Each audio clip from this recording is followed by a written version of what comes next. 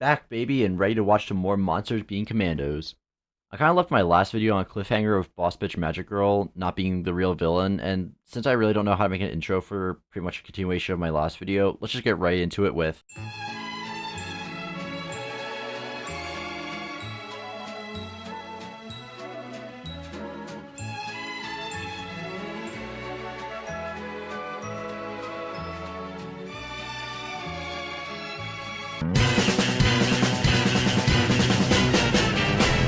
More sex between Flag and the princess, and something about how they linger on the princess just gives me a bad feeling about her. Dear God, she's gonna be Clayface, isn't she? We head back to America and see John from Peacemaker and Suicide Squad argue with some lawyer chick who represents Weasel.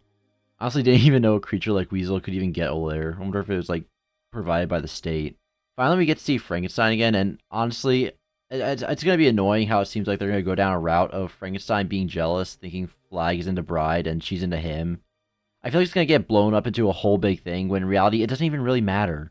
It also looks like we're going to be getting a sympathetic backstory for Weasel, which, I'm kind of mixed about. On one hand, it's nice to learn more about Weasel, and, maybe he is really just a good dude who's just misunderstood. But on the other hand, I like the idea of Weasel being a mindless psychopath more than him being an actual good person monster. I like how Waller is just going along with Flag and John being idiots about Brett Miller being in Hocus Pocus. Also, god damn! Phosphorus and Weasel really did a number on Boss Bitch Magic Girl. Why do all you supervillains need to be so sexed up all the time? You like that, John? I mean, sort of. It does something for me. Honestly, Catwoman and Harley Quinn probably awakened something in me that made me crazy for that mentally ill pussy. Boss Bitch Magic Girl explains that the princess is actually evil and is going to destroy the world, which... She's Clayface, isn't she? God damn it. Cutting over to the Weasel and the lawyer, we get a glimpse into his past where we see he had some kind of connection with this blonde-haired girl. We see that she, along with her friends, developed a friendship with Weasel by feeding him. I thought at first these kids were at, like, some kind of institute and they might be dying of, like, cancer or some shit, but it turns out that they're actually just at a normal school. But then that raised the question of why aren't there any teachers around during their recess, and why is it just these few kids? Where the hell is the rest of their grade? Boss Bitch Magic Girl shows Waller what the future holds if she doesn't kill the princess, and holy fuck, this bitch seems worse than Hitler. First off, mass bombing. Looks like she teams up with who I assume is Gorilla Grodd, or just some random fucking gorilla, who orders a ton of people to be slaughtered, killing more innocents, blowing up the White House, killing the president, fucking killing the Justice League. Going down the list of all the dead heroes that I see Wonder Woman, Hawkgirl, Supergirl, I think that's Wally West Flash, maybe Robin, Peacemaker, Vigilante, Batman, Superman's crucified for some reason, and Starfire. I don't even know how the fuck this single bitch would manage to kill all these heroes. Someone like her should be forced to bite the curb, especially when fighting Superman. At this point in the DCU, are these heroes even established? Hawkgirl maybe, and Peacemaker and Vigilante are definitely, but Superman I'm assuming takes place after Creature Commandos, so I don't think he's known yet. Batman's a maybe considering Dr. Phosphorus is here, and John made a comment about Batmite existing in Peacemaker, but other than those guys, does Waller even know who all these people are? Like, as far as she knows, she just saw a vision of a bunch of people in costumes being left on a pike. Either way, this is enough to scare Waller in a way that I don't think I've seen in any iteration of her act before. She genuinely doesn't seem to know what to do and can't figure out what course of action to take. We're told that Boss Bitch Magic Girl can't create futures and can only see them, so I guess that means that the princess is truly just one evil bitch. But it also means one more thing. She can't be Clayface, because the girl's vision showed only the princess killing people, not Clayface. Guess what? I win! I've won. Exactly as planned. Flag begins to think with his dick and fights with Waller about how the princess can't actually cause the end of the world. Jimmy, you're thinking with your dick. I am not thinking with my dick. Yes, you are. No, I just think that Put your dick away. she's an emotional, Jim. interesting, caring girl. Jimmy, that's your dick talking. I love how Flag tries to argue that the US doesn't kill people that haven't committed crimes, but like, I'm pretty sure we've done that several times. Look at anyone who's ever tried to make a car that runs off of water. It's nice to see the Commandos have a tighter bond now when they're back in prison. Even though Bride denies that she feels like they're closer, she goes out of her way to fight for Nina against another prisoner who tries stealing her lunch. With G.I. sadly not around anymore, Bride is now my favorite of the bunch. She was always right up there with G.I. Robot, but now that she's taking center stage, I just love her even more. Bro, I fucking hate how down bad Flag is for the princess that he'd commit treason. Like, This whole story arc of him trying to protect the princess is going to be annoying, and I just know it. I know she's a bad bitch, but if she just ends up killing everyone and becomes a dictator, then there'll be no more bad bitches for the rest of us. It's weird how this Pokolastani dude doesn't take this warning of an attempt on his princess's life seriously.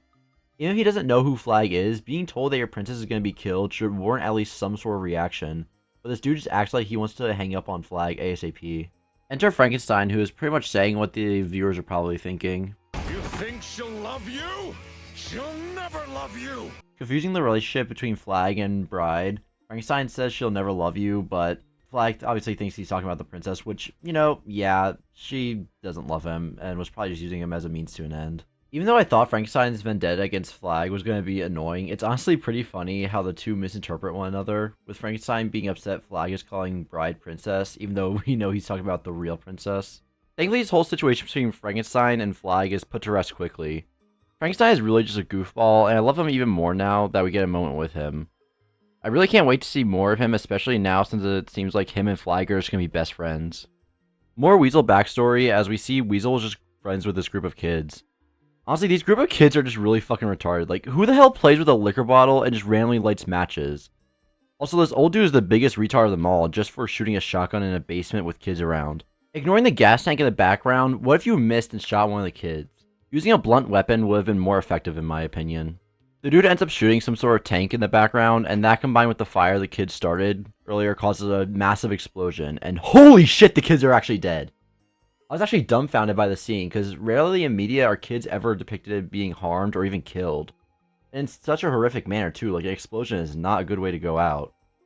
Even something like the FNAF movie barely lingered on the whole dead kids plotline, when that was the whole reason for the animatronics being haunted. They mention the kids went missing and don't even hint at the kids being stuck in the suits. Anyway, this isn't about FNAF. Kids are dead, Weasel is arrested, happy ending!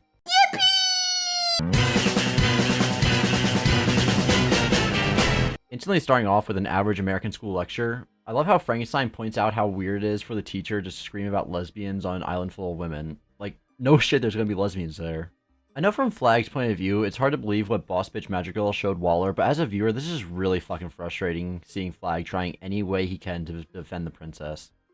I do like how Flag is trying to teach Frankenstein how to be a proper hero, because Frankenstein's idea of being a hero is just killing everyone. Which, you know, not a bad start, you just gotta filter who you kill. We get a quick refresher on Frankenstein and Bride's past, with her trying to kill him after he killed Victor, and after Bride burned down the mansion, Frankenstein was rescued by some old Russian woman. The creature Commandos minus Flag make it to Pokolistan, and Alexei definitely knows something is up with the Commandos being back so soon. I don't know why the Bride had to say the threat was classified. That makes it sound like you know what it is and you just don't want to tell him. Just say you weren't told what the threat was, and that all you have is a hint, so you just have to watch over the princess. The princess had to have some banger of a pussy, because Flag has no reason to betray his country like this. Dude spent decades serving his country, and this one girl is making him want to commit treason, breaking and entering, and you know what? I bet if he was pushed, maybe even murder. Frankenstein and Flag searched this Professor Chick's house since she said Boss Bitch Magic Girl's prediction was right, and Flag really doubts that. But when Flag looks around, he sees the Professor Chick with her throat slit. I wonder how this is, since they just saw her at the college, but if she's not at the college, then how is she here with her throat slit? Flag actually manages to warn the princess about the Commandos, so yeah, those guys are fucked. Do not think about the fact that the Bride is there in Pokolistan and will probably be killed for plotting to kill the princess. So now Frankenstein will probably kill Flag for breaking his promise and getting his bride killed. The quote-unquote Professor Chick returns home, and Frankenstein begins to figure out what I just said and how he's going to get screwed with his deal with Flag. Well, also, the Commandos are also screwed now, because Alexei was just warned about the Commandos being there to take the princess's life. But, you know, they should be able to take on just Alexei. After all, a couple of toy boy cucks with the ARs were able to shred through an entire army of soldiers. Gotta love product placement in TV shows. I legit laughed my ass off when I saw the Professor Chick turn on her Xbox to start playing Mortal Kombat. But, you know, not to be the fucking nerd emoji here, but, you know, that's not how Xbox works. You don't turn it on and it instantly enters a game. I want to see the version of the show that has her select the game, wait for it to load, then select her character. Release that version of the show, James Gunn, you bitch. Finally, I can say I was right and that the princess is not Clayface. Yes! Dude, I was honestly starting to doubt myself for a while, but you know what? I stood my ground and I came up on top. I find it weird how Flag isn't at all concerned with Clayface, or even questioning why he's here pretending to be Professor Chick. He just expo dumps and says, "This is Clayface and he's dangerous, we gotta get out of here." The pair try to escape, but Clayface catches them off guard and grabs them. Meanwhile, the Commandos are trapped by Alexei and he takes them to get ambushed, but, come on, Alexei's such a lovable character. I'm sure he'll switch sides and help the Commandos because he's such a quirky little goofy silly Jesus Christ! Well, after that horrifying death, the Commandos begin fighting against the Princess's soldiers and Flag gets the absolute shit beaten out of him. Honestly, he kind of deserves this. Maybe Clayface's beating will beat some sense into him. Frankenstein manages to do a good job at seemingly killing Clayface, but if he's really dead, then that just kind of sucks to bring him in and then kill him within the same episode. I'd rather Clayface survives and is taken prisoner at Belle Reve or someplace so he can be used later on in the DCU, maybe in an actual Batman film. Clayface's beating really did a number on Flag, and I can't believe this, but I think he might actually be dead. I thought he'd survive since he's in Superman, but I guess that just means Superman takes place before Creature Commandos. Brian and Phosphorus tear the fuck out of the Pokolistani soldiers, and Phosphorus taking off his lab coat to melt through a tank was just pure badassery. During the episode, we get bits of Frankenstein's past, which I haven't really talked about because, I don't want to just explain away the entire episode. I want people to actually go see it. But we see parts of his past before he went searching for the bride, and we see that he lived with this old lady for a while. But when Frankenstein decided it was time for him to leave and start looking for the bride again, he kills the old lady so she just isn't alone. And, that scene just made my jaw drop seeing this. Because we're reminded that Frankenstein isn't just a goofy goofball, but he's an actual incredibly dangerous monster. As soon as I saw the dark setting and heard the music, I knew that we were in Gotham. It also helped that I realized this is Dr. Phosphorus' backstory and he's a Batman villain, so yeah. I wonder if we'll be getting a Batman reveal this episode, because the internet definitely didn't spoil that for me the moment this episode came out.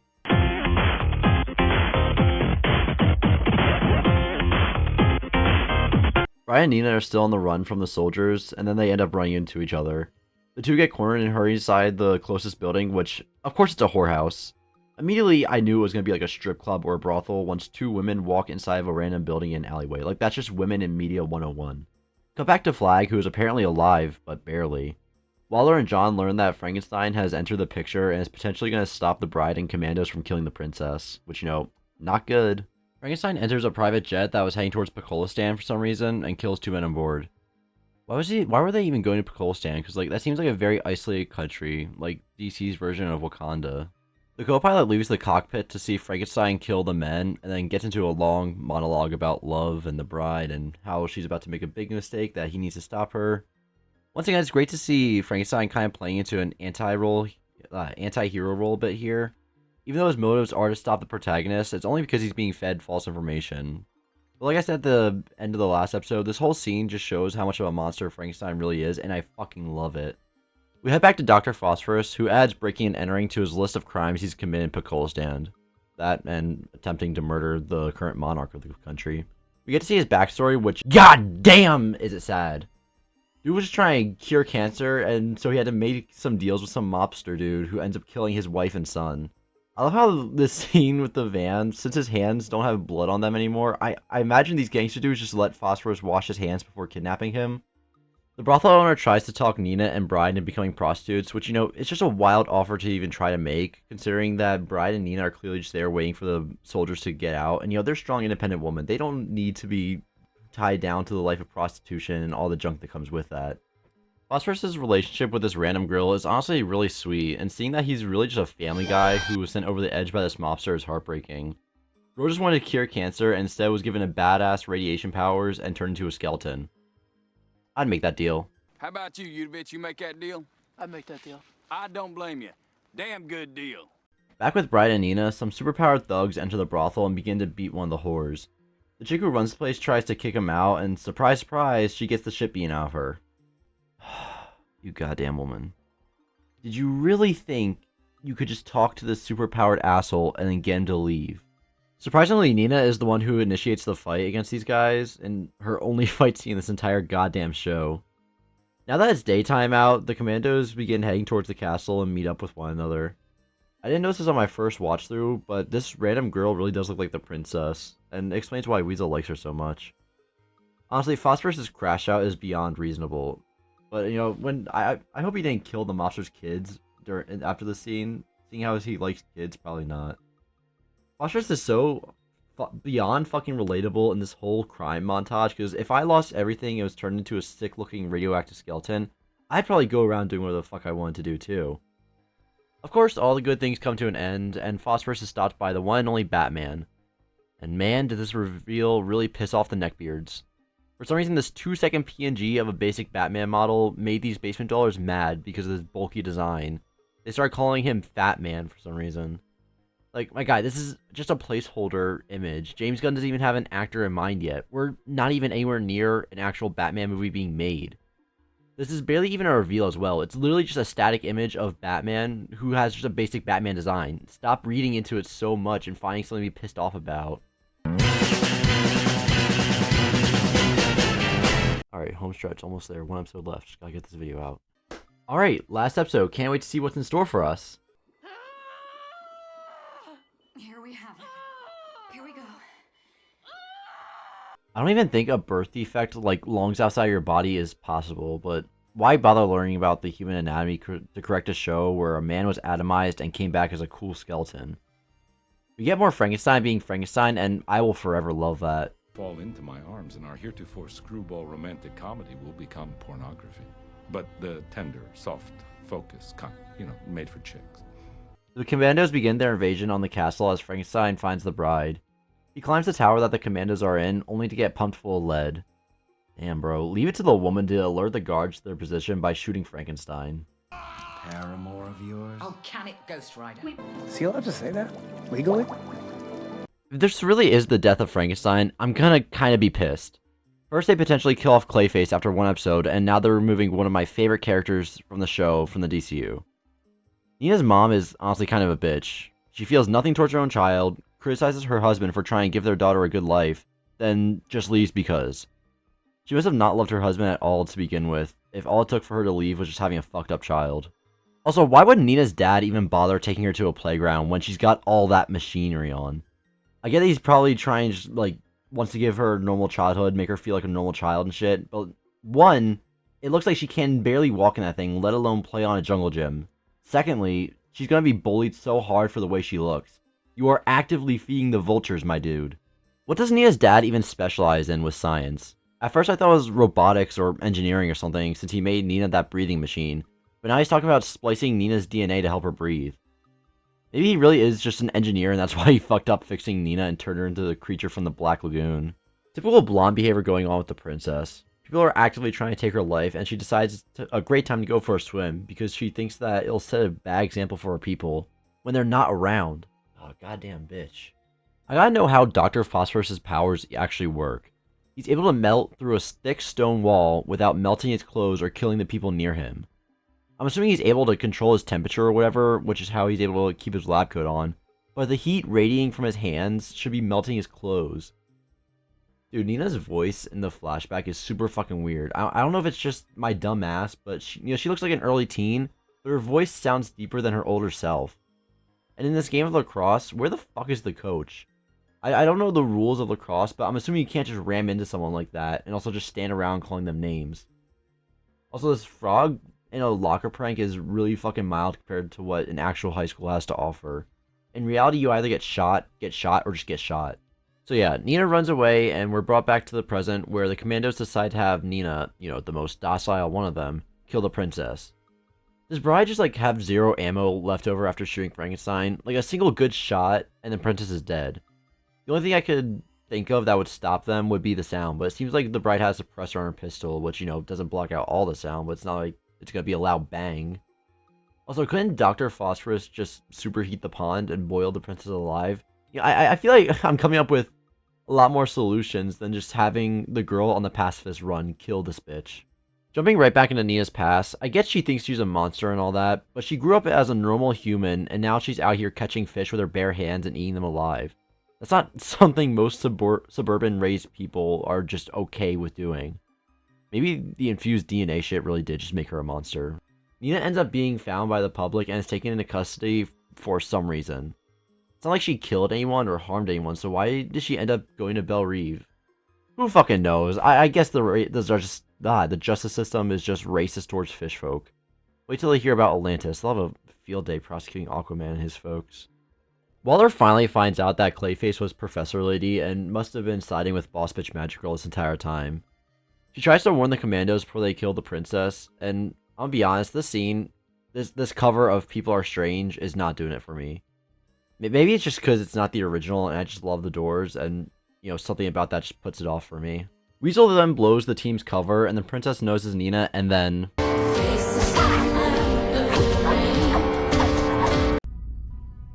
You can't keep getting away with it! You can't keep getting away with it! Bro. 4 times now! That's 4 times James Gunn has killed one of my favorite characters in this project. First Polka Dot Man, then you got G.I. Robot, Frankenstein, and now Nina. Bro, come on, this princess bitch is clearly evil, whether Boss Bitch Magic Girl was telling the truth or not. I mean, look at these eyes as she stabs Nina. Those ain't the eyes of an innocent princess killing in self-defense. Such a cold-blooded killer right there. The look in Bride's eyes as she sees Nina's corpse float to the top of the water makes it look like she was about to go on a guts-level rampage right there and then. Waller gets through to Bride and just says that they made a mistake. Man, shut your bitch ass up! We made a mistake. Damn right you did! You just got a fucking innocent girl killed! Oh wow, fucking look at this bitch getting out of the water acting all traumatized like she didn't just have bloodlust in her eyes 2 fucking seconds ago. Get the fuck out of here, bro.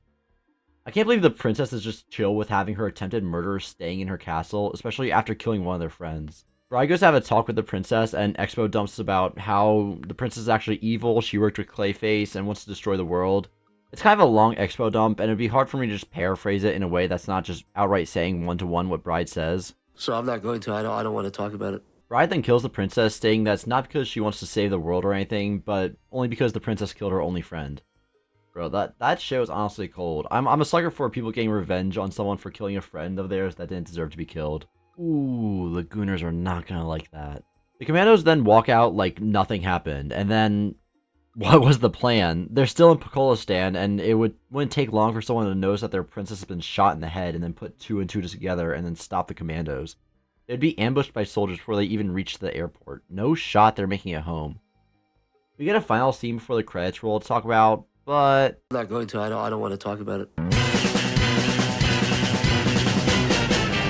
So, what's my final verdict of the show? It was okay. I mean, it wasn't groundbreaking and going to redefine superhero TV forever, but I wouldn't say it's that bad either. I'd say this is something enjoyable to watch if you just turn off your brain, especially if you're a DC fan.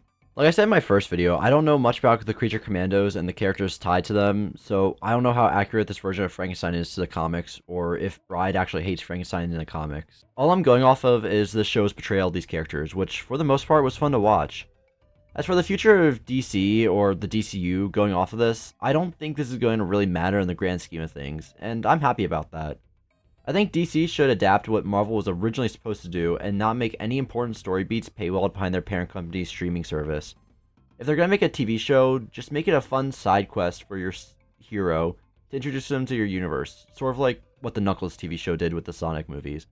And then when it's time to bring in the characters from the TV show to make their big appearance on the big screen, just have a simple introduction so that the general audience knows who that character is, and then the nerds who watch the shows can be like, OMG, that was Detective Chimp! He was in Peacemaker Season 2, Episode 3!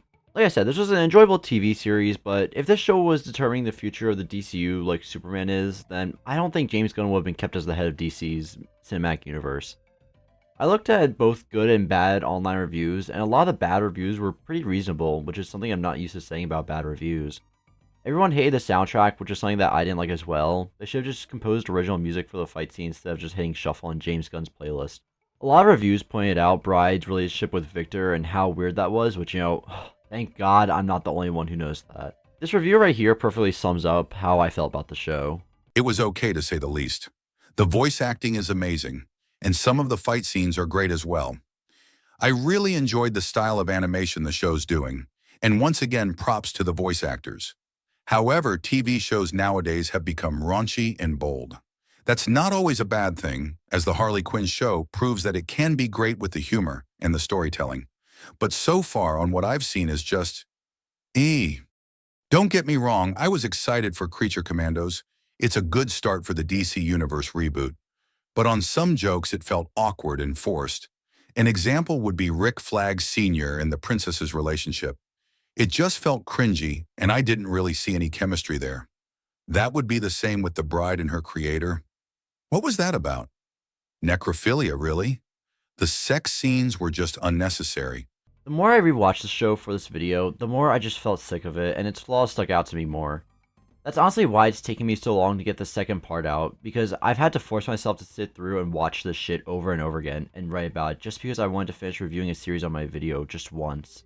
The show really hasn't ruined my opinion on any future DCU projects or the DCU as a whole, and I'm still excited for Superman, which I heard had test screenings that weren't the greatest, so James Gunn decided to reshoot some scenes, which everyone saw as a bad thing, but you know what?